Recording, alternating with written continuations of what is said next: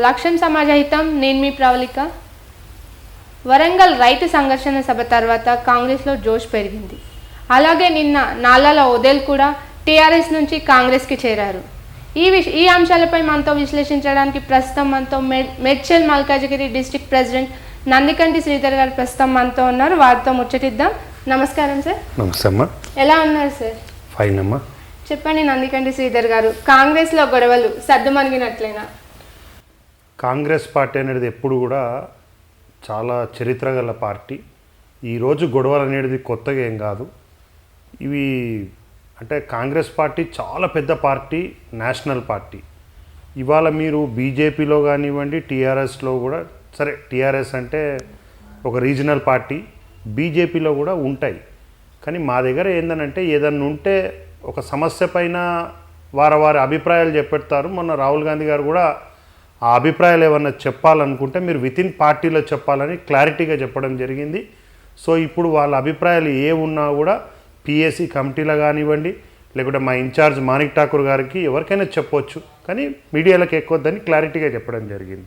ఇప్పుడు almost party ఒక track ఏదైతే రాహుల్ గాంధీ గారి సభ తర్వాత రైతు డిక్లరేషన్ అయిన తర్వాత కూడా రాహుల్ గాంధీ గారు కూడా ఎగ్జిక్యూటివ్ మీటింగ్లో ఒక డైరెక్షన్ ఇచ్చిండు. కాంగ్రెస్ పార్టీని రేపు రాబోయేలో ఎట్లా గెలవాలన్న దాని మీద కొన్ని సూచనలు, సలహాలు ఇవ్వడం జరిగింది. సీనియర్ నుంచి కింది స్థాయి కార్యకర్త వరకు కూడా అందరూ దాన్ని పాటిస్తారని నేను అనుకుంటున్నాను. రేవంత్ రెడ్డి పీసీసీగా నియామకమైన తర్వాత దూకుడు అనేది పెరిగింది. ఈ దూకుడు ఎంతవరకు పనిచేస్తుంది అంటారు? అంటే ఎప్పుడైనా ఒక నాయకుని మీద విశ్వాసం కార్యకర్తలకు వచ్చినప్పుడు, ఫస్ట్ కార్యకర్తలలో విశ్వాసము, నాయకత్వం మీద విశ్వాసం పెరిగినప్పుడు తప్పకుండా ఆ దుంకుడు అనేది ఉంటుంది. ఇది నాకు తెలిసి రేపు 2023లో జరగబోయే ఎలక్షన్స్ వరకు కాంగ్రెస్ పార్టీ అధికారంలోకి వచ్చే వరకు ఈ దుంకుడు ఉంటుంది. దాంట్లో తగ్గడం అనేది ఉండదు నాకు తెలిసినంత వరకు. మన ఢిల్లీలో జరిగిన చింతన్ శిబిరం గురించి మీరేమంటారు? ఏదైతే చింతక్ బైట్ ఉదయ్పూర్లో జరిగిందో దాంట్లో కూడా 3 రోజుల కార్యక్రమం, సిడబ్ల్యూసి కానివ్వండి, వివిధ కమిటీలు వేసి 450 మంది సభ్యులతోటి ఈ కార్యక్రమం చేయడం జరిగింది. వారందరి సూచనలు, సలహాలు తీసుకొని ముందుకు ఎట్లా వెళ్ళాలి, రేపు రాబోయే రాష్ట్రాల ఎలక్షన్స్ కానివ్వండి, మరి రాష్ట్రాలలో రేపు రాబోయే ఎలక్షన్స్, మరి సెంట్రల్ ఎలక్షన్స్ ఎట్లా వెళ్ళాలన్న దాని మీద ఒక ప్రణాళిక తయారు చేయడింది. ఎకనామిక్స్ కానివ్వండి, పొలిటికల్ మీటింగ్స్ కానివ్వండి, రేపు రాబోయే దాంట్లో ఎట్లా ఎన్నికలు జరపాలి, మరి మా ఏఐసిసి ఎలక్షన్ కూడా as per election commission process కూడా ఈ సెప్టెంబర్ 20 తారీఖు వరకు మేము ఏఐసిసి ఎన్నిక జరగాలి, అవన్నీ కూడా వాళ్ళు చర్చించడం జరిగింది. కొన్ని విషయాలు మీడియాకు చెప్పేటివి ఉంటాయి, కొన్ని పార్టీ అంతరంగ విషయాలు ఉంటాయి, కాబట్టి వాళ్ళు చర్చించుకున్నారు. అది తప్పకుండా మాకు ఈ చింతక్ బైట్ ఏదైతే ఉదయపూర్లో జరిగిందో అది ఒక డైరెక్షన్, పాజిటివ్ డైరెక్షన్గా పార్టీ వెళ్తుందని నేను అనుకుంటున్నాను. పోయినసారి జిహెచ్ఎంసీ ఎలక్షన్స్లో చూసుకుంటే ఇక్కడ పార్టీ కొంచెం సర్దగిల్లినట్టుంది. మరి ఇప్పుడు పరిస్థితులు ఎలా ఉండబోతున్నాయంటారు? ఇక్కడ పుంజుకుంటున్నట్టేనంటారు ఆ పార్టీ? ఇప్పుడు ఎలక్షన్స్ అనేటివి ఎప్పుడు కూడా ఒక సిచ్యువేషన్ బేస్డ్గా ఉంటాయి ఎలక్షన్స్. మీరు దుబాక కానివ్వండి, హుజురాబాద్ కానివ్వండి, లేకుంటే జిహెచ్ఎంసీ ఎలక్షన్స్ కానివ్వండి. జిహెచ్ఎంసీ ఎలక్షన్స్లో మేము ఎందుకు అసలు దెబ్బతిన్నామంటే, మాకు 12 మంది ఎమ్మెల్యేలు ఎవరైతే కాంగ్రెస్ పార్టీ నుంచి టీఆర్ఎస్లో వెళ్ళడం జరిగినప్పుడు మా పార్టీలో కూడా మేము గట్టిగా వాళ్ళ మీద మా పార్టీలో గెలిచి ఎట్లా వెళ్తారని మేమందరం కూడా గట్టిగా మాట్లాడలేకపోయినాం. కాబట్టి ప్రజలలో ఒక అపోహ ఏముందంటే, కాంగ్రెస్ పార్టీ రేపు కార్పొరేటర్లను గెలిపిస్తే కూడా వాళ్ళందరూ టీఆర్ఎస్లో వెళ్ళిపోతారు. సో ఈ ఓటు మేము నెగిటివ్ ఓట్ని ఎందుకు కాంగ్రెస్కి వేయాలి, దాని బదులు బీజేపీకి వేస్తే బీజేపీ వాళ్ళు పోరాడతారు. మేము ఏదైతే టీఆర్ఎస్ను వద్దనుకొని మేము కొంతమంది ఎమ్మెల్యేలను గెలిపించినామో ఆ ఎమ్మెల్యేలు మళ్ళీ పోయి టీఆర్ఎస్లో జాయిన్ కావటం ఉంది. రేపు కాంగ్రెస్ పార్టీకి కూడా కార్పొరేటర్లకు టికెట్లు వేస్తే ఈ కార్పొరేటర్లు కూడా అందులో పోతారని 12 మందిల ఎఫెక్ట్ మాకు జిహెచ్ఎంసీలో ప్రజలు స్పష్టంగా కనిపించింది. ప్రజల ఓటింగ్ తోటి మాకు స్పష్టంగా కనిపించింది. సో ప్రజలు ఏంటంటే బీజేపీకి వేస్తే వాళ్ళు ఏ పార్టీలోకి వెళ్ళరు, అదే పార్టీలో ఉంటారు, మా ఓటు వేస్ట్ పోదు, వాళ్ళు కొట్లాడతారన్న ఉద్దేశంతో ఇది వేయడం జరిగింది. అంతేగాని కాంగ్రెస్ పార్టీ ఒక దాని మీద ఎఫెక్ట్ తోటి మేము కొన్ని ఆ వెళ్ళిపోయిన ఎమ్మెల్యేల మీద మేము గట్టిగా మాట్లాడలేని పరిస్థితి కూడా ఇవంతా కూడా స్పష్టంగా కనిపిస్తుంది. అందుకే ఈ ప్రాబ్లం జరిగింది. ఈ మేడ్చల్ మల్కాజ్గిరి ఏరియాకి మీరు ప్రెసిడెంట్గా ఉన్నారు. ఇక్కడ సమస్యలు కానివ్వండి, పార్టీ పరిస్థితులు కానివ్వండి, ఎలా ఉన్నాయంటారు? ఇప్పుడు మేడ్చల్ నియోజకవర్గంలో దాదాపు మీకు 5 జిల్లాలో 5 నియోజకవర్గాలు ఉంటాయి. అందులో ఉప్పల్, మల్కాజ్గిరి, కుద్లాపూర్, మేడ్చల్, కుకుట్పల్లి. ఇప్పుడు మీకు ఇవాళ మేము మేడ్చల్లో కూడా అంటే గ్రామం మేడ్చల్ ఏంటంటే పూర్తిగా కూడా గ్రామాలు ఉన్న కాన్స్టిట్యున్సీ కాబట్టి అలా రచ్చబండ కార్యక్రమం చేసినాము. అక్కడ మా 2 కోఆర్డినేటర్లు కూడా ఉన్నారు, బ్రహ్మాండంగా చేస్తారు. అన్నిటికంటే ముఖ్యంగా ఏంటంటే పార్టీ బలంగా ఉందని జిల్లా వారీగా తెలపాలనుకున్నప్పుడు, పార్లమెంట్ వైజ్గా తెలపాలనుకున్నప్పుడు మా పార్లమెంటు నియోజకవర్గంలో 7 నియోజకవర్గాల మెంబర్షిప్ అనేది 3rd ప్లేస్లో ఉంది. అంటే దాదాపు 3,80,000 వరకు మేము మెంబర్షిప్, పార్టీ మెంబర్షిప్ ఈ పార్లమెంట్లో అయింది. జిల్లాకు వచ్చే వరకు 3,30,000 మెంబర్షిప్ చేసినాము. మరి అది కూడా digital membership first time. So ఈ డిజిటల్ మెంబర్షిప్ చేయటంతో పార్టీ మేము గ్రౌండ్ స్థాయిలో కార్యకర్తలు మూమెంట్ అయ్యారు కాబట్టి డిజిటల్ మెంబర్షిప్ అయింది. పార్టీ బలంగా ఉంటుంది. రేపు రాబోయే దాంట్లో కూడా తప్పకుండా నియోజకవర్గంలో 5 నియోజకవర్గాలలో 3 నుంచి 4 ఇక్కడ గెలిచే అవకాశం ఉంది. ఇప్పుడు మీరు అన్నట్టుగా వచ్చే ఎలక్షన్స్లో కాంగ్రెస్ రాబోతుంది అంటున్నారు. మరి ఇప్పుడు రైతు డిక్లరేషన్స్ కూడా చేశారు. మరి ప్రజల్లో సంతృప్తి అనేది ఎలా తెలియజేస్తున్నారు? ఇప్పుడు రైతు రాహుల్ గాంధీ గారు ఏదైతే వరంగల్ సభ ఇచ్చామో మా నాయకులు ఎక్కడ కూడా పొలిటికల్గా మాట్లాడలేదు. అంటే ప్రభుత్వాన్ని విమర్శించినా కూడా అసలు కాంగ్రెస్ పార్టీ ఏం చేయబోతుంది అన్నది మేము క్లియర్గా మేనిఫెస్టో ఇచ్చినాం. మా డిక్లరేషన్ ఈజ్ నథింగ్ బట్ రేపు రాబోయే కాలంలో రైతులకు మేము ఏం చేస్తామన్నది ఇది మేనిఫెస్టో. సో ఇప్పటి నుంచే మేము ఏంటంటే గతంలో మేము ఏంటంటే మేనిఫెస్టోలు రిలీజ్ చేసినప్పుడు అది ఎలక్షన్ స్టార్ట్ అయిన తర్వాత నామినేషన్లు వేసిన తర్వాత మేము మేనిఫెస్టో చేస్తాం. సో ఈ మేనిఫెస్టో అనేది ప్రజలకు వెళ్ళలేకపోయింది. అంటే కాంగ్రెస్ పార్టీ ఏం చేస్తుందన్న మేనిఫెస్టో అన్ని పార్టీల కంటే లాస్ట్ అయింది. సో ఈసారి అలా కాకుండా మా అధినాయకుడు రాహుల్ గాంధీ గారి ఆదేశాలతోటి ఫస్ట్ టైం మేము 1.5 year ముందే ఈ యొక్క రైతులకు ఏం చేస్తామన్నది మేము మేనిఫెస్టో చెప్పినాం. మేము ఈ సంవత్సరం కాలంలో పొడవులో కూడా రైతులకు కాంగ్రెస్ పార్టీ వస్తే ఏం చేస్తుంది, గతంలో కాంగ్రెస్ పార్టీ ఏం చేసింది, టీఆర్ఎస్ పార్టీ వచ్చిన తర్వాత మీకు 8 ఏళ్ళలో ఏం చేసింది అన్నది మేము క్లియర్గా చెప్తాం. ఇందులో బీజేపీ వాళ్ళు కూడా రైతులకు ఎందుకు వ్యతిరేకం అన్నది కూడా మీరు గతంలో కూడా పంజాబ్లో జరిగిన, ఢిల్లీ సరిహద్దుల్లో జరిగిన రైతులు ఎంతోమంది చనిపోయారు కూడా ఆ విషయాన్ని మేము చెప్పడంతో ప్రజల మీద మాకు పూర్తి విశ్వాసం ఉంది. వాళ్ళు ఇది నమ్మి మాకు రేపు రాబోయే కాలంలో తప్పకుండా పట్టం కడతారని మేము అనుకుంటున్నాం. ఇప్పుడు మీరు అన్నట్టుగా బీజేపీ తీసుకుంటే బీజేపీ నుంచి బండి సంజయ్ గారు ప్రజా సంగ్రామ యాత్ర ద్వారా ప్రజల్లోకి వెళ్తున్నారు. మరి మీ నాయకుడు ఇలాంటి ప్రణాళికలు ఏమైనా చేస్తున్నారా? ఇప్పుడు ఆల్రెడీ మేము గతంలో కూడా రేవంత్ రెడ్డి గారు ఎంపీగా ఉన్నప్పుడు కూడా సెంట్రల్ ఆదేశాల మేరకు అప్పుడు రైతులందరూ కూడా రైతుల గురించి పాదయాత్రలు చేయమని ఒక డైరెక్షన్ ఇస్తే చేయడం జరిగింది. ఇప్పుడు ఫస్ట్ మేము ఆర్గనైజేషన్ అంటే structure of the Congress party buildup చేస్తూ ఇప్పుడు నాకు తెలిసినాక ఏదైతే రైతు డిక్లరేషన్ అయిన తర్వాత తప్పకుండా ఆల్రెడీ పీసీసీలో కూడా చింతక్బైట్లో ఏదైతే ఉదయపూర్లో ఉంది కదా, ఆల్ సిఎల్పి అండ్ పీసీసీ వాళ్ళు సొంత రాష్ట్రాలలో కూడా పాదయాత్ర చేయాలని డైరెక్షన్ ఉంది. ఇది అయిపోయిన తర్వాత ఒక డేట్ ఫిక్స్ అయ్యి తప్పకుండా పాదయాత్ర జరుగుతుంది. పాదయాత్ర అనేది ఎప్పుడు కూడా రాజశేఖర రెడ్డి గారు ఏదైతే రైతుల దగ్గరికి వెళ్ళి వాళ్ళ కష్ట సుఖాలు అన్నీ తెలుసుకొని ప్రజల యొక్క కష్ట సుఖాలు తెలుసుకుంటే ఉంటుంది. సరే బీజేపీ వాళ్ళు కూడా వాళ్ళు పాదయాత్ర చేసిర్రు. పాదయాత్ర చేయటంతో ప్రభుత్వాలలో ఉన్న వాళ్ళు పాదయాత్ర చేసినప్పుడు సెంట్రల్ నుంచి ఏమేమి నిధులు రావాలి, ఇప్పుడు మనకు రైల్వే కోచ్ ఫ్యాక్టరీ వస్తుందని చెప్పారు. మొన్న అమిత్ షా గారు వచ్చారు. అమిత్ షా గారు బ్రహ్మాండంగా మీటింగ్ పెట్టారు. తెలంగాణలో రాష్ట్రానికి మేము వస్తే ఏం చేస్తామన్నది చెప్పలేదు. అంటే ఆయన స్పీచ్లో మీరు గమనించారో లేదో ఒక మాట చెప్పారు, మేము ఇక్కడ ప్రభుత్వానికి వస్తే తెలంగాణలో బాయిల్ రైస్ కొంటామని. ఇప్పుడు బాయిల్ రైస్ వాళ్ళు కొనొచ్చు కదా. ఇప్పుడు ఇక్కడ ఉన్న ప్రభుత్వంతో కొంటలేరు, వారు అక్కడ ప్రభుత్వంలో ఉంటారు. అంటే ప్రజలు మీకు ఓట్లేసి గెలిపిస్తేనే తెలంగాణలో మీరు బాయిల్ రైస్ కొంటారు, లేకుంటే కొనరా? మన దాంట్లో చేసినప్పటికీ కొననన్నారు. సో మళ్ళీ తెలంగాణ గవర్నమెంటే కొంతని హామీ ఇచ్చింది. తెలంగాణ హామీ ఇచ్చింది, కానీ అమిత్ షా గారు వారి స్పీచ్లో చెప్పారు, మేము ఇక్కడ తెలంగాణలో ప్రభుత్వంలో వస్తే బాయిల్ రైస్లో కొంటామని తన స్పీచ్లో చెప్పారు. ఇప్పుడు కేంద్రంలో వాళ్ళు ప్రభుత్వంలో ఉన్నప్పుడు కొనాలి కదా ఓట్లు. ఇప్పుడు ప్రజలు ఎలక్షన్లప్పుడు మనం ఎన్నో చెప్తాం, కానీ ప్రభుత్వం వచ్చిన తర్వాత అన్ని రాష్ట్రాలను సమానంగా చూడాలి. అంటే నేనేమన్నా అంటే ఇప్పుడు మీరు ఏం చేయబోతారు? ఇప్పుడు రైల్వే కోచ్ ఫ్యాక్టరీ రావాలి, ఇంకా 3-4 వాగ్దానాలు చేసినవి ఉన్నాయి. మరి బీజేపీ వాళ్ళు అవన్నీ బండి సంజయ్ గారు కానీ అరవింద్ కానీ ఇంకా ఎంపీలందరూ మరి కొట్లాడి సెంట్రల్ నుంచి తేవటం లేదు కదా. ఇప్పుడు ఎవరి పాత్ర వాళ్ళు వహించాలి కదా. ఇక్కడ టీఆర్ఎస్ చేయలేదని మీరు అంటున్నారు, మరి అక్కడి నుంచి రావాల్సినవి వాళ్ళు కొట్లాడటం లేదు. సో ఈ కొట్లాడకపోవటం వలన ప్రజల్ని మభ్యపెట్టి ఈ యాత్రలు చేయటంతో ఏం కాదు. మనం ఏం యాత్ర చేసినా అసలు ఏం చేస్తాం? ప్రభుత్వం ఉన్నప్పుడు మీరు చేయకుండా ఉత్తగా యాత్రల పేరుతోటి బండి సంజయ్ గారో ఇంకోరో పోతే దాంతో ఏమీ అచీవ్మెంట్ ఉండదని నేను అనుకుంటున్నాను. ఇప్పుడు మీరు ఏం అచీవ్మెంట్ ఉండదు అనుకుంటున్నారు? ఇప్పుడు రాష్ట్రంలో ఆల్రెడీ రాజకీయ వేడి అయితే పెరిగిపోయింది. మొన్న రాహుల్ గాంధీ, నిన్న అమిత్ షా గారు. మరి ఇప్పుడు వచ్చే ఎలక్షన్లో టీఆర్ఎస్కి గట్టి పోటీ ఎవరిస్తారంటారు?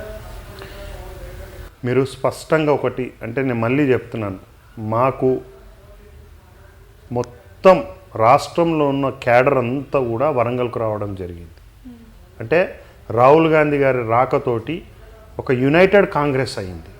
అంటే కార్యకర్తలు దాదాపు 3 నుంచి 4 లక్షల మంది అక్కడికి రావడం జరిగింది. సో ఇది ఏమవుతుందనంటే మేమేం చేస్తామన్నది అందుకే చెప్తున్నా, మేము ఏం చేస్తాం ప్రజలకు ప్రభుత్వానికి వస్తే మేము దేని గురించి పోరాడతాం అన్నది టీఆర్ఎస్ ఏం చేయలేదు, మేము ఏం చేస్తామన్నది చెప్పాను. ఇప్పుడు ప్రజలు ఎందుకు మమ్మల్ని నమ్ముతారనంటే మేము ఏం హామీ ఇచ్చినా కూడా యూపీఏ 1లో కానీ 2లో కానివ్వండి, మీరు అప్పట్లో ఒకేసారి మొత్తం రుణమాఫీ 1,00,000 రూపాయలు చేశాం. మేము ఇప్పుడు 2 లక్షలు రుణమాఫీ చేస్తామని చెప్పాము. ధరణి పోర్టల్ రద్దు చేస్తామని చెప్పాము. సో మళ్ళీ మీరు 12,000 రూపాయలు కౌలు రైతులకు ఇస్తామని చెప్పాము. సో ఇవన్నీ కూడా ఏమైతేనంటే ప్రజలకు మేము ఏం చేస్తామో చెప్తున్నాం. మేము వచ్చి బీజేపీ వాళ్ళగా వాళ్ళు దొంగ వీళ్ళు దొంగ, టీఆర్ఎస్ కేసీఆర్ అంత సంపాదించండి ఇంత సంపాదించండి అని చెప్పిపోవడం కాదు. మీరే సెంట్రల్లో పవర్లో ఉన్నారు. మా ఎంపీ రేవంత్ రెడ్డి గారు అప్పుడు ఎంపీగా ఉన్నప్పుడు కూడా క్లియర్గా కంప్లైంట్ ఇవ్వడం జరిగింది రాష్ట్ర ప్రభుత్వం మీద. రాష్ట్ర ప్రభుత్వం చేస్తున్న అవినీతి మీద కూడా ఒక కంప్లైంట్ ఇవ్వడం జరిగింది. దానిపైన ఇంతవరకు యాక్షన్ తీసుకోలేదు. ఇప్పుడు పోలీసు వాళ్ళు వచ్చే ఎక్కడో ఉన్న వాళ్ళని దొంగ అంటే ఎట్లా? వాళ్ళే అరెస్ట్ చేయాలి కదా. వాళ్ళే వచ్చి ఇక్కడ దొంగలు ఉన్నారు అంటే పోలీసు వాళ్ళ పని పోలీసు వాళ్ళు చేయాలి కదా. అంటే నేనేం చెప్తున్నానంటే సాక్షాత్తు హోమ్ మినిస్టరు వాళ్ళ చేతిలోనే సిబిఐ ఉన్నది, వాళ్ళ చేతిలోనే కనీసం ఎంక్వైరీ వేయాలి కదా.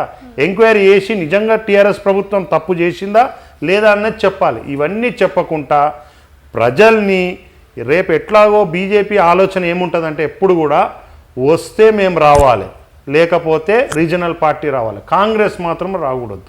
ఎందుకంటే కాంగ్రెస్ ప్రభుత్వం పికప్ అయితే రేపు సెంట్రల్లో వచ్చే ఆస్కారం ఉంటుంది. కాబట్టి రాష్ట్రాలలో కూడా ఏంటంటే వస్తే మేము రావాలి, లేకుంటే టీఆర్ఎస్ వాళ్ళు రావాలి. మరి ఇన్నేళ్ల నుంచి లేదు 5-6 ఏళ్ల నుంచి అన్ని మీరు ప్రెసిడెంట్ ఎలక్షన్స్ కానివ్వండి, ఇంకా రకరకాల అక్కడ సంబంధించిన అన్నిటికీ కూడా ఇద్దరు కలిసి ఒకటే పార్టీకి ఓటేసారు. అంటే వాళ్ళు ఏ క్యాండిడేట్కి పెడితే బీజేపీ వాళ్ళు టీఆర్ఎస్ వాళ్ళు ఒకటేసారు. మనం వేరు అని ఎట్లా అనుకుంటాం?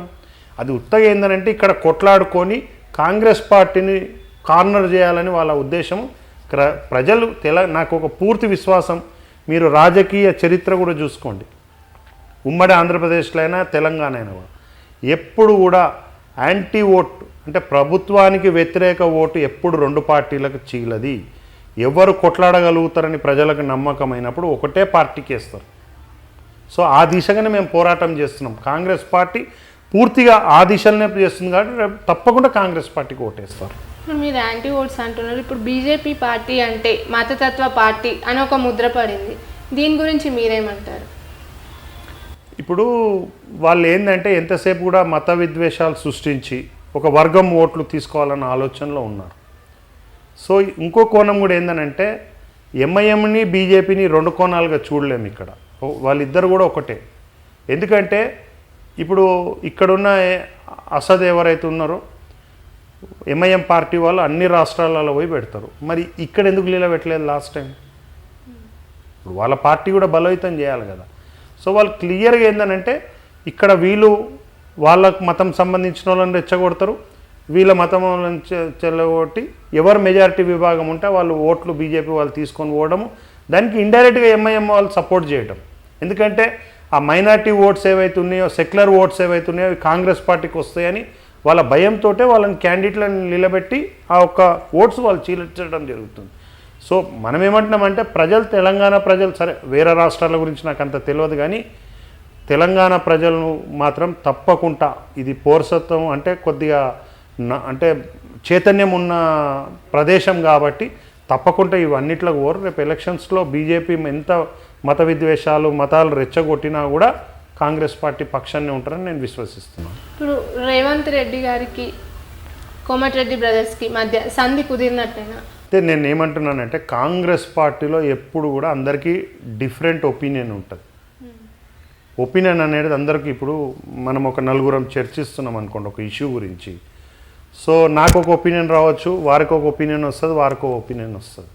ఇది ఎందుకంటే రీజనల్ పార్టీ కాదు. ఇప్పుడు మీరు రీజనల్ పార్టీస్లో ఏమవుతుంది అని అంటే ఉత్తగా మీటింగ్ పెడతారు, పెట్టి అధినాయకుడు ఏది చెప్తే అదే ఫైనల్. కానీ కాంగ్రెస్ పార్టీ ఏంటంటే సముద్రం కాబట్టి 10 మంది 10 రకాల ఒపీనియన్స్ చెప్తారు. సో ఆ ఒపీనియన్ని కొన్ని మీడియాలు అవన్నీ కూడా ఏంటంటే వీళ్ళ మధ్య విభేదాలు ఉన్నాయని చూపిస్తారు. ఇప్పుడు సందేహం అనేది లేదు, వారు ఎంపీ అయ్యారు, వీరు ఎంపీ అయ్యారు, వీరు మాట్లాడుకుంటారు, వారు మాట్లాడుకుంటారు. రాహుల్ గాంధీ మీటింగ్కు అందరు కలిసి చేసిరు. ఉమ్మడి నల్గొండ జిల్లా నుంచి కూడా కార్యకర్తలు కానివ్వండి అక్కడ ఉన్న రైతులు కూడా తరలి వచ్చారు. సో చిన్న చిన్న డిఫరెంట్ ఆఫ్ ఒపీనియన్ మాట్లాడుకున్నప్పుడు మీడియా ముందు వచ్చి చెప్పినప్పుడు వారు ఒక రకంగా చెప్పారు, మీరు ఒక రకంగా చెప్పారు, మీ మధ్యన ఏదో చాలా డిస్ప్యూట్ ఉందని కొన్ని మీడియాలు చూపించడం తప్పితే వాస్తవంగా చిన్న చిన్నవి ఉంటాయి. ఇంత పెద్ద ఇప్పుడు ఒక కుటుంబంలోనే చిన్న చిన్న ప్రాబ్లమ్స్ ఉన్నప్పుడు ఇంత పెద్ద పార్టీలో మీకు తప్పకుండా ఓ డిఫరెంట్ ఒపీనియన్ ఉంటాయి. కొందరు ముందుకు వచ్చి మీడియాకి చెప్తారు, కొందరు బయట వచ్చి చెప్తారు, కొందరు చెప్పరు. సో ఇవన్నీ చెప్పకూడదని రాహుల్ గాంధీ గారు క్లియర్ ఇన్స్ట్రక్షన్స్ ఏమి ఇచ్చారంటే మీరు ఏది ఉన్నా మీరు లోపల చర్చించుకోండి, ఏదైనా కూడా ఒకే అభిప్రాయం వచ్చిన తర్వాత బయట చెప్పాలన్నదే మెయిన్గా చెప్పారు. నాకు తెలిసి కోమటిరెడ్డి బ్రదర్స్ సరే రాజగోపాల్ రెడ్డి గారు అయితే ఇప్పుడు కొన్ని పార్టీ కార్యక్రమాలకు రాలేదు. కోమటి వెంకటరెడ్డి గారు అన్ని కార్యక్రమాలకు వస్తారు. వారు ఇంకోటి ఏంటంటే ముఖ్యంగా వారు ఉద్యమం సమయంలో కూడా తెలంగాణ పక్షాన నిలబడ్డారు. కష్టకాలంలో కూడా కాంగ్రెస్ పార్టీ పక్షానే ఉన్నారు. వాళ్ళు ఎప్పటికీ కాంగ్రెస్ పార్టీలోనే ఉంటారు. అందరం కలిసే రేపు వీళ్ళందరి నాయకత్వంలోనే తెలంగాణలో ప్రభుత్వం వస్తుంది. ఇప్పుడు ఈ మల్కాజ్గిరి ఏరియా తీసుకుంటే వర్షాలు వచ్చినప్పుడు ఇక్కడ కాలనీలు మునిగిపోయి ఒక పాప కూడా నాలల్లో పడి కొట్టుకొని పోవడం జరిగింది. దీని గురించి మీరేమంటారు? ఇక్కడ మీకు అమ్మాయి పేరు సుమేధ మా దీన్ దయాళ్ నగర్లో నాలలో కొట్టుకుపోవడం జరిగింది. అది బండ చెరువు నుంచి అవతల చెరువు నుంచి అది బండ చెరువుకి వెళ్తుంది. మేము గతంలో కూడా వర్షాలు వచ్చినప్పుడు క్లియర్గా చెప్పినాం, ఇది మీరు బండ చెరువుని ఏదైతే నాలా ఉందో దాన్ని వైండింగ్ చేయకపోతే కాలనీలన్నీ మునిగే పరిస్థితి ఉంటుందని చెప్పడం జరిగినాం. సో అది దాని మీద కూడా తల్లిదండ్రులు కూడా కోర్టులో కేసు వేయడం జరిగింది జిహెచ్ఎంసీ మీద. సో వాళ్ళని రకరకాలుగా కూడా టీఆర్ఎస్ పార్టీ వాళ్ళు మభ్యపెట్టాలని చూసారు. వాళ్ళు దేనికి లొంగకుండా ఇవాళ కూడా లీగల్గా ఫైట్ చేస్తారు. ఎందుకంటే ఒక పాప నేను వాళ్ళ ఇంటికి వెళ్ళినప్పుడు వాళ్ళ ఫాదర్ ఒక మాట అన్నాడు, ఇది వేరే గురించి కాదు కానీ నా బిడ్డ ఎట్లాగో చనిపోయింది, నాలాంటి బిడ్డ ఎవరు కూడా చనిపోవద్దు అని మేము తల్లిదండ్రులం కొట్లాడాలని నిర్ణయించుకున్నాం అని వాళ్ళు లీగల్గా కోర్టులో కేసు వేయడం జరిగింది. అది జరుగుతుంది. అది తప్పకుండా అధికారులపైన రేపు వస్తుంది. దానికి అధికారులే పూర్తిగా బాధ్యత వహించాల్సి వస్తుంది. సో అట్లాంటి సంఘటనలు జరగకుండా కూడా మేము మొన్న కూడా గుర్రపు డెక్కు బండ చెరువు బ్యూటిఫికేషన్ చెరువుల మీద కూడా కాంగ్రెస్ పార్టీ ఆధ్వర్యంలో ఒక ధర్నా చేయడం జరిగింది. ప్రతిపక్షంగా మేము తప్పకుండా ప్రజల యొక్క సమస్యలు అధికారుల దృష్టికి తీసుకుపోయి వాళ్ళు చెయ్యకపోయినా కూడా వాళ్ళని వదిలే ప్రసక్తి లేదు. దీనిపైన తప్పకుండా నాళాలన్నీ కూడా వైండింగ్ చేయాల్సిన పరిస్థితి ఉంది. ఇక్కడ ఇంకొక సంఘటన కూడా జరిగింది, ట్రాన్స్ఫారం తగిలి ఒక అమ్మాయి చనిపోయింది. ఈ సమస్యలపై మీరు ఏ విధంగా ముందుకు తీసుకెళ్తున్నారు, ఏ విధంగా ఒత్తిడి తీస్తున్నారు ప్రతిపక్షాలపై? మేము అధికారులకు ఏం చెప్పామంటే మొన్న కూడా ఆ సంఘటన అయినాక చెప్పాము, ఇప్పుడు ఫ్యూచర్లో కూడా ప్రతి ట్రాన్స్ఫార్మర్లకు కూడా ఫెన్సింగ్లు వేయాలి.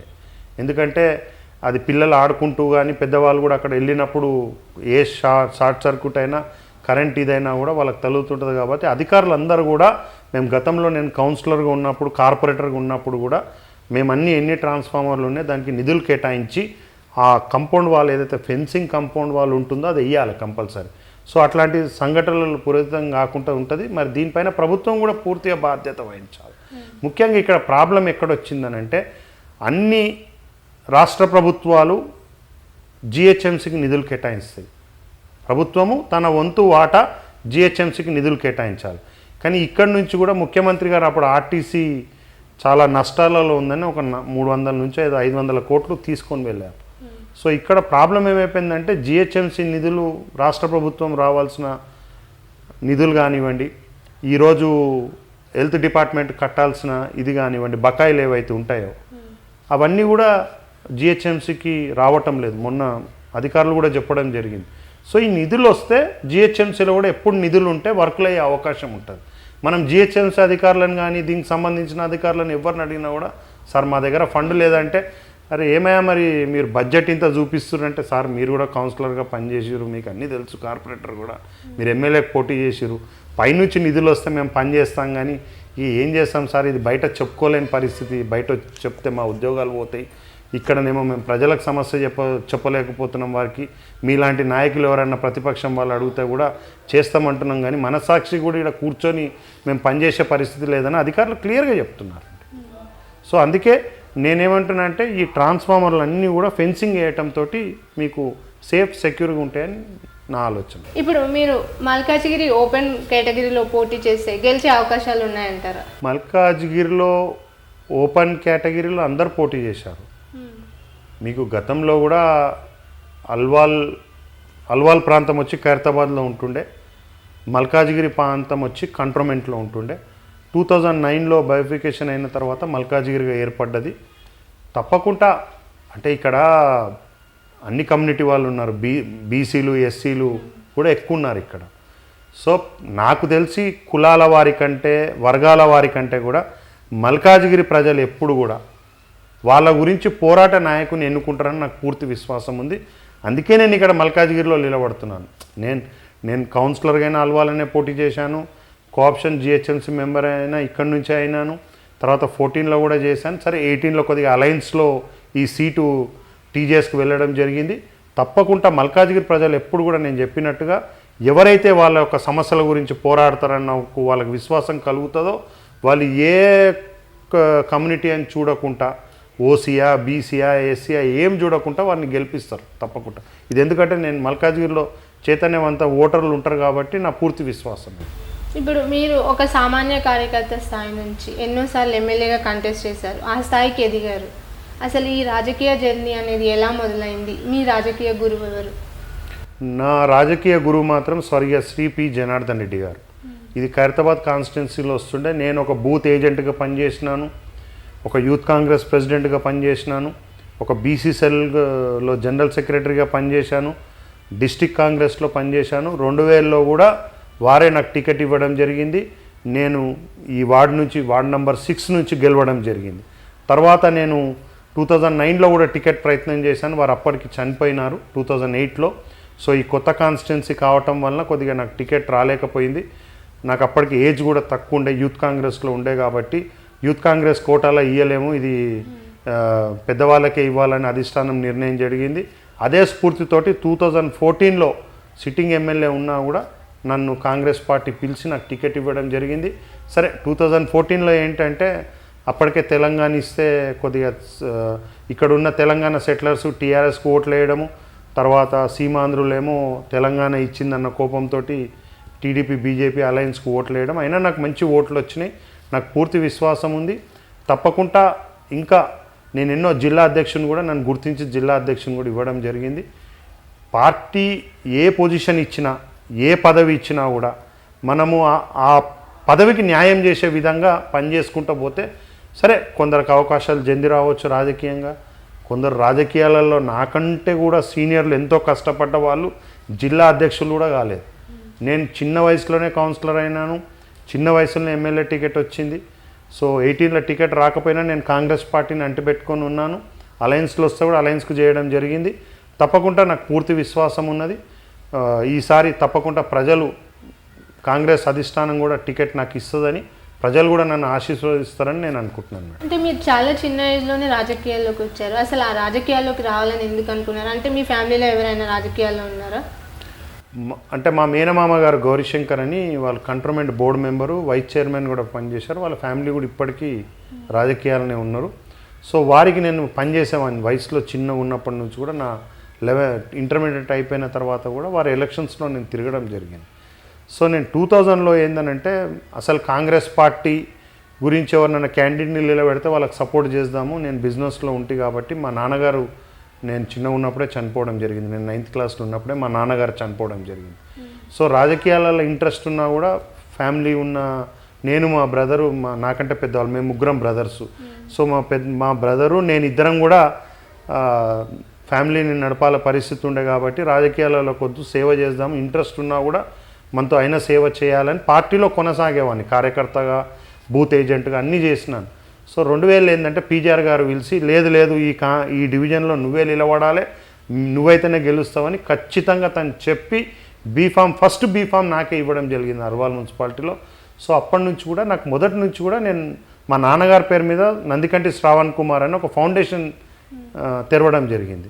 సో దాని మీద కూడా ఎందుకంటే నేను కూడా ఒక బీద కుటుంబం నుంచి వచ్చిన కాబట్టి మా అమ్మగారు చెప్పారు ఒక మాట, నాయకుని దగ్గర కానీ ఎవరి దగ్గర కానీ ఎవరైనా వస్తారు కదా, వచ్చినప్పుడు వాళ్ళు ఏ పని అని అడిగితే మనం చేస్తే వాళ్ళతో అంటే వాళ్ళు చేసుకోలేకనే మన దగ్గరకు వస్తారు, అంటే అన్నీ వదిలిపెట్టి నువ్వు సాయం చేయని మన దగ్గరకు వస్తారు. సో మనతో అయిన సాయం చేస్తే వాళ్ళు మనకు సాయం చేయకపోయినా భగవంతుడు అంటోడు మళ్ళీ అన్ని విధాలు ఆదుకుంటాడని మా అమ్మగారు మా మదర్ చెప్పారు.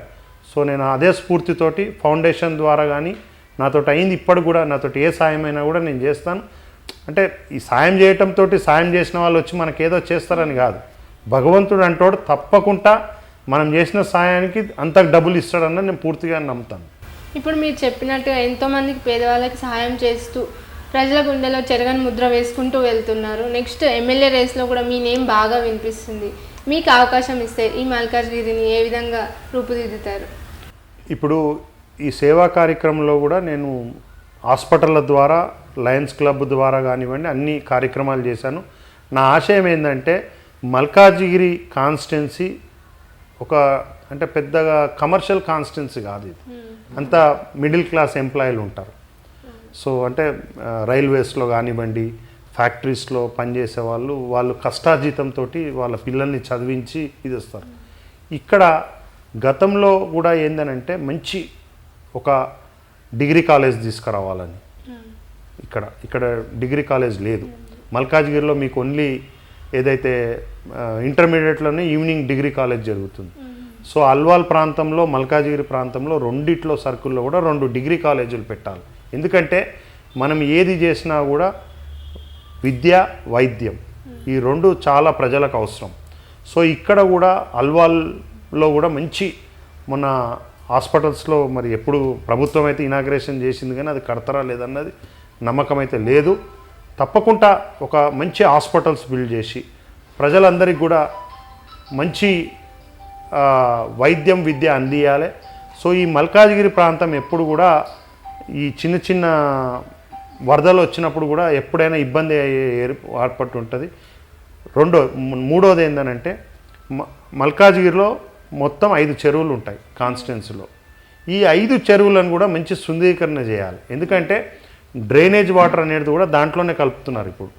సో ఆ ట్రీట్మెంట్ ప్లాంట్ పెట్టి ఆ సేవరేజ్ వాటర్ అనేది పక్క నుంచి తీసుకొని వెళ్ళిపోయి నదులు శుద్ధీకరించడంతో ఏమవుతుంది అంటే ప్రజలకు ఎన్నో రకాలుగా ఉపయోగం అవుతుంది. రెండోది మస్కిటోస్ బెదడు, ఇది ఎండాకాలంలో కూడా మీకు మస్కిటోస్ చాలా ఉండే అవకాశం ఉంటుంది. సో ఇట్లాంటివి తీసుకురావాలని ఉంది. నిజంగా ఇప్పుడు కాలేజీలు, ఐటీఐ కాలేజ్ ఒకటి ఉంది, ఇంకొకటి తీసుకొచ్చి పాలిటెక్నిక్ కాలేజ్ కూడా ఇక్కడనే తీసుకొచ్చి ఇవన్నీ అందియడంతో ఏమైందనంటే నిజంగా ఎవరైతే అందరూ డబ్బులు పెట్టి చదువుకోలేరు. సో ఇట్లాంటి వాళ్ళకి పెట్టని వాళ్ళకి మనము స్కూల్స్లో కానీ ఇవన్నీ ఇస్తే రేపు వాళ్ళ కాళ్ళ మీద నిలబడతారు. నేను కూడా సాయం చేసేటప్పుడు ఎవరైనా డబ్బులు అడిగితే నేను 2కే చేస్తాను, క్లియర్గా చెప్తాను. మీకు డబ్బులు కావాలంటే నేను ఇవ్వలేను, నేను 2 రకాలకే ఇవ్వగలుగుతా. ఏదైనా హాస్పిటల్ ఉండంటే ఇస్తాను, ఎవరైనా చదువుకుంటారంటే ఫీజు కడతాను డైరెక్ట్. ఎందుకనంటే ఇవి చేస్తే ఏమవుతుందంటే ఒక అబ్బాయిని మనం నిజంగా ఒక డిగ్రీ కాలేజ్ వచ్చి 3 ఏళ్ళు చదివిపించినాం అనుకోండి, వాడు ప్రయోజకుడు అవుతాడు. ఒక ఉద్యోగం వస్తే ఎవ్వరు కూడా చేయి చాపకుండా వాళ్ళ తల్లిదండ్రులని వీలైతే తనకు చూసిన సాయం వేరే వాళ్ళకి చేస్తాడని ఈ కాన్సెప్ట్ తోటే నేను ఎప్పుడైనా చేస్తా. సో ఇవి నాకు మల్కాజ్గిరిలో ఇవన్నీ తీసుకొచ్చి గట్టిగా చేయాలన్నది నా మొదటి నుంచి కూడా ఆశయం. తప్పకుండా మల్కాజ్గిరి ప్రజలు నన్ను ఆశీర్వదించి రేపు నిలబడే ఎలక్షన్లో ఎమ్మెల్యేగా గెలుచుకుంటే ఈ మల్కాజ్గిరిని మొత్తం మల్కాజ్గిరి పార్లమెంట్లో కానివ్వండి, జిహెచ్ఎంస్లో కానివ్వండి, ఇది ఈ నియోజకవర్గాన్ని మంచిగా తీర్చిదిద్దాలన్నది నా ఉద్దేశం అండి. ఇప్పుడు మీరు అన్నట్టుగా మల్కాజ్గిరి ఏరియాలో తీసుకుంటే మిడిల్ క్లాస్ ఫ్యామిలీస్ జీతం మీదనే ఆధారపడే వాళ్ళు చాలామంది ఉన్నారు. కోవిడ్ కష్టకాలంలో ఇలాంటి వాళ్ళకి మీరు ఏ విధంగా అండగా ఉన్నారు ఇక్కడ ఉన్న వాళ్ళకి? నేను మా శ్రావణ్ కుమార్ ఫౌండేషన్ పేరు మీద అందరికి కూడా నిత్యావసర వస్తువులు అందరికీ కోవిడ్ టైంలో అన్ని డివిజన్ వారీగా ఇచ్చాను. రెండోది అప్పుడు ఏదైతే శానిటైజ్ చేయడం అంటే వాడవాడలో ఎక్కడైతే కోవిడ్ వచ్చినప్పుడు లిక్విడ్స్ తోటి శానిటైజ్ చేయడం జరిగింది. ఒక 3 వెహికల్స్ పెట్టాను ఫౌండేషన్ పేరు మీద పెట్టి ప్రతి వాడ చేయగలిగినాను. ఎక్కడైనా ఎవరైనా బీద వాళ్ళు ఉంటే కూడా వాళ్ళకు నిత్యావసర సరుకులు ఇమీడియట్గా మా యూత్ కాంగ్రెస్ వాళ్ళు కూడా ఒక రెబ్బవాసు అని ఉంటారు, అతను కూడా ఒక అసోసియేషన్ నుంచి అతను చేయడం జరిగింది. పైనుంచి నేను కూడా చాలామంది వారికి చేసినాను. ఇంకా మా కింది క్యాడర్ కూడా ఎక్కడైనా ఫోన్లు వచ్చినప్పుడు ఉన్నది. మరి ముఖ్యంగా కూడా మేము సిలిండర్స్ సప్లై చేయడం జరిగింది, ఆక్సిజన్ సిలిండర్స్. గతంలో మీకు కోవిడ్ వచ్చినప్పుడు హాస్పిటల్స్లో షార్టేజ్ ఉండే, అప్పుడు మేము మల్కాజ్గిరి పార్టీ ఆఫీస్లో సిలిండర్స్ పెట్టి ఆక్సిజన్ సిలిండర్స్ పెట్టి ఎవరికైనా ఎమర్జెన్సీ ఉంటే వాళ్ళ హాస్పిటల్ పోయేంత వరకు 24 అవర్స్ 48 అవర్స్ సిలిండర్స్ పెట్టడం జరిగింది. అట్లా హాస్పిటల్స్తో కూడా రేవంత్ రెడ్డి గారితో మాట్లాడి ముఖ్యంగా ఇక్కడ కంట్రోన్మెంట్లో రేవంత్ రెడ్డి గారు కంట్రోన్మెంట్ హాస్పిటల్ని కోవిడ్ హాస్పిటల్గా మార్చడం జరిగింది ఆ కోవిడ్ పీరియడ్లో. సో దానికి కూడా నేను కొద్దిగా డొనేషన్ ఇవ్వడం జరిగింది. ఎందుకంటే ఎవరన్నా పోయి ఇక్కడ మల్కాజ్గిరి ప్రజలను పోయినప్పుడు కూడా కంట్రోన్మెంట్లో మేము ప్రిఫర్ చేయడం జరిగింది. చాలామంది అక్కడక్కడ పోయి కూడా మంచిగా అయిన అవకాశాలు ఉన్నాయి. కాబట్టి కనీసం ఒక తృప్తి ఏంటంటే ఒక ప్రాణం పోకుండా కాపాడిన మన వంతు సాయము భగవంతుడు మనల్ని పూర్తిగా ఆశీర్వదిస్తాడన్న ఆలోచనతోటి ఆ కార్యక్రమం చేయడం జరిగింది. మీరు ఒక యూత్ కాంగ్రెస్ లీడర్గా ఈరోజు ఈ స్థాయికి ఎదిగారు. ఎంతోమంది యువత ఉంటారు, యువతను కూడా అన్ని రంగాల్లో ముందంజలోకి తీసుకెళ్లే విధంగా మీరు ఎలాంటి కార్యక్రమాలు చేస్తున్నారు? యువకులందరికీ కూడా నా ఒక సూచన అనుకోండి, లేకుంటే మై రిక్వెస్ట్ అనుకోండి. నేనేమన్నా అంటే యువకులు మంచిగా చదువుకోవాలి. మనం ఏ ప్రొఫెషన్ చేసినా కూడా మనం దాన్ని అంటే ఒక భగవంతుని సమానంగా చేయాలి. యువత కూడా రాజకీయాలకు రావాలి. అంటే చాలామందికి ఏంటంటే రాజకీయాలంటే డర్టీ పాలిటిక్స్ అంతా బాగుండదని అనుకుంటారు. కానీ రాజకీయం అనేది ఒక మంచి ప్లాట్ఫామ్. మనం ఎవరికన్నా పని చేయగలగాల్సిన ప్లాట్ఫామ్ కల్పించేది రాజకీయం. సో అందరినీ రాజకీయాలు రమ్మని అనలేను. రాజకీయాలు ఇంట్రెస్ట్ ఉన్న వాళ్ళు కూడా యూత్ రావాలి. ఎందుకంటే మార్పు వస్తుంది. యూత్ రావటంతో జనరేషన్ చేంజ్ అవుతుంటుంది. కాబట్టి కొత్త ఆలోచన, కొత్త ఒరవడితోటి వాళ్ళు ముందుకు వస్తారు. సో ముందుకు వచ్చినప్పుడు ఏమవుతుందని అంటే వాళ్ళు సేవ చేయగలుగుతారు. సో వాళ్ళు ఏది చేసినా కూడా యూత్ ఒక వ్యాపారం చేసినా, ఒక జాబ్ చేసినా, ఏ చిన్న జాబ్ చేసినా మనము ఆ జాబుని భగవంతుని ఎట్లయితే పూజిస్తామో దాన్ని అట్లా పూజిస్తే తప్పకుండా వాళ్ళ ఎదుగుదలకు కారణమవుతుంది. ఎందుకంటే దానికి నా ప్రొఫెషన్ని నేను ఎప్పుడు కూడా బాధ్యతగా తీసుకుంటా, కానీ ఏదో చేయాలన్న ఉద్దేశంతో తీసుకోం. యూత్ ఇది చాలా గమనించాలి. మనం జీవితంలో ఎదగాలంటే ఫస్ట్ మన తల్లిదండ్రులను గౌరవించాలి. వాళ్ళ ఆశీర్వాదం ఉంటే మాత్రం తప్పకుండా మనం ఏ ప్రొఫెషన్ తీసుకున్నా దాన్ని సిన్సియర్గా చేయాలి. రాజకీయాలలో కూడా యువత రావాలి. చాలామంది మరి వెనకడుగు వేస్తారు, కానీ ఇంకా చాలామంది వస్తే ఈ రాజకీయం కూడా చేంజ్ వస్తుంది, యూత్లో కూడా చేంజ్ వస్తుందని చెప్తున్నా. మళ్ళీ ఇంకొకటి, ఇది ఒక రిక్వెస్ట్ కూడా మీ ఇంటర్వ్యూ ద్వారా, యూత్ కూడా ఈ డ్రగ్స్కు, ఈ మద్యపానానికి బానిసలు అయిపోయి వాళ్ళ జీవితాలు ఖరాబ్ చేసుకోకూడదు. ఎందుకంటే వాళ్ళ తల్లిదండ్రులు ఎంతో కష్టపడి రేపు జీవితంలో అంటే వాళ్ళని చూస్తారని ఉద్దేశం కాదు, మా కొడుకు మంచిగా అవుతాడు, మా బిడ్డ చాలా బాగా అవుతారు, వాళ్ళ పిల్లలు కూడా మంచిగా అవుతారన్న ఆలోచనతో చేస్తారు. యూత్ పెడదారిన ఈ బానిసలకు కానివ్వండి, ఈ తాగుడు బానిసకు కానీ, ఈ డ్రగ్స్కు దూరము, గంజాయికి దూరం ఉండటం. ఎందుకంటే ఎన్నో మనం చూస్తున్నాము, ఆ పబ్బులలో కానివ్వండి, అక్కడ రేడ్ చేసినప్పుడు కానీ, ఇంకో రాడిసన్లో ఒక ఇష్యూ అయింది. ఇంకొక అతను ఒక అమ్మాయిని బలాత్కారము దాంతో చేయటం వాడు కూడా పట్టుకోవటంతో గంజాయి తాగిండని తెలిసింది. సో ఒకసారి మత్తులోకి వెళ్ళిపోయినాక మనం ఏం చేస్తున్నామో మనకే తెలియదు. కాబట్టి మనం ఆ దారిన యువతకి అందరికీ కూడా నా ఒక బ్రదర్ లాగా వాళ్ళందరికీ కూడా నా ఒక అడ్వైజు, నా రిక్వెస్టు, తప్పకుండా వాళ్ళు ఇవన్నీ బానిసలకు కాకపోతే వాళ్ళ ఫ్యూచర్ చాలా బాగుంటుందని నా ఆలోచన. ఇలాంటి డ్రగ్స్ అడిక్ట్ అయినప్పుడు చర్యలు తీసుకోవడంలో నిర్లక్ష్యం చేస్తూ దీని వెనక చాలా పెద్ద పెద్ద నాయకులే ఉన్నారని రీసెంట్గా న్యూస్ కూడా వచ్చింది. దీని గురించి మీరేమంటారు? ముఖ్యంగా ప్రభుత్వం రేడ్ అయిన తర్వాత అడావిడి చేయడం కంటే దీన్ని కంట్రోల్ చేసే విధంగా ముందటి నుంచే ఈ సెల్లులని బలోపేతం చేయాలి. ఇప్పుడు మనము నిఘా పెట్టాలి. ఇప్పుడు మనకు ఇన్ని పబ్బులు బార్లు చాలా దాదాపు జిహెచ్ఎంసీలో పరిధిలో మీకు హైదరాబాద్ నగరంలో రాత్రి 3 గంటల వరకు 4 గంటల వరకు తెల్లవారుజామున కూడా ఉంటాయి. సో కొన్ని సరే బయట విదేశీ యాత్రికులు కానివ్వండి ఇంకా టూరిస్టులు కానీ వస్తారని కొన్ని పర్మిషన్లు ఇవ్వడం జరుగుతుంది. కానీ మనం పర్మిషన్ ఇచ్చినప్పుడు డీవియేషన్ కాకుండా సిస్టమేటికల్గా వాళ్ళని కంట్రోల్లో పెడితే ఇది కంట్రోల్ అయ్యే అవకాశం ఉంటుంది. ఇలా ప్రభుత్వంలో ఉన్న పెద్దలే దీంట్లోకి లైసెన్లు కకృతి పడి డబ్బులకు కకృతి పడి అన్నీ ఇచ్చేసి పిల్లలు ఇదైపోయిన తర్వాత పోయి అడావిడి చేసి మా ప్రభుత్వం ఇది చేస్తుంది, కేసీఆర్ గారు రాష్ట్ర దేశ నాయకుడు, ఇవన్నీ చెప్పడం కాదు. ఇవన్నీ కూడా ప్రభుత్వమే కంట్రోల్ చేయాలి. పూర్తి బాధ్యత కూడా ప్రభుత్వం వహించి ఎక్కడెక్కడైతే నిబంధనలను ఎవ్వరు ఉల్లంఘించినా వాళ్ళని అదే రోజు అవన్నీ సీజ్ చేస్తే మాత్రం భయం ఉంటుంది. సో ఈరోజు ఇవన్నీ నడిపే వాళ్ళకి ఏందనంటే పట్టుకుంటారు, వదిలేస్తారు. మాకెవడో గాడ్ ఫాదర్ ఉంటాడు, వాడు చెప్తాడు వీడు చెప్తాడు వదిలేస్తాడు అన్నది ఉంటుంది. ఫస్ట్ ఆ భయాన్ని పొడగొట్టాలి. అది పొడగొడితే భయం ఉంటే ఎవరు కూడా తప్పు చేయరు. కాబట్టి ఈ కార్యక్రమం ప్రభుత్వం గట్టిగా తీసుకోవాలి. ఇక ఈ సంఘటన అయిపోయింది మళ్ళీ దాన్ని వదిలేసి మళ్ళీ ఎప్పుడో సంఘటన అయినప్పుడు అన్నీ అడావిడి చేస్తే కష్టమవుతుంది. ఇప్పుడు ఆ రోజు అందరినీ రేడ్ చేసి పట్టుకున్నారు 150 మందిలో 135 మంది. ఇమీడియట్గా అందరినీ కూడా డిపార్ట్మెంట్ నుంచి నాట్కో వాళ్ళు టెస్ట్ చేసి చెప్తారు. అతను అంటే ఎంటిక తీసుకున్నా రక్త నమూనాలు తీసుకున్నా డ్రగ్ తీసుకుండా లేదా అన్న తెలుస్తుంది. అవన్నీ ఏం తీసుకోకుండా వదిలేశారు. సో లాస్ట్లో ఒక 4-5 మీద కేసు పెడతారు.